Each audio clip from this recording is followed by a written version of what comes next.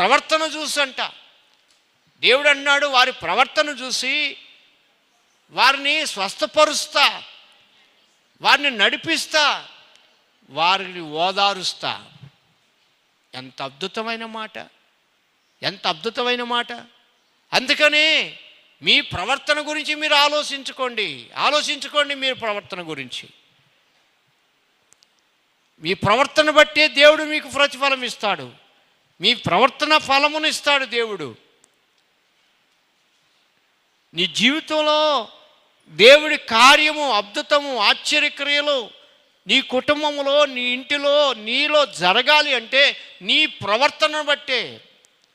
ప్రవర్తన బట్టి దేవుడు నిన్ను స్వస్థపరుస్తాడు, ప్రవర్తన బట్టి దేవుడు నిన్ను నడిపిస్తాడు, ప్రవర్తన బట్టి దేవుడు నిన్ను ఓదారుస్తాడు, ఆదరిస్తాడు, ఓదారుస్తాడు. అర్థమవుతుందా?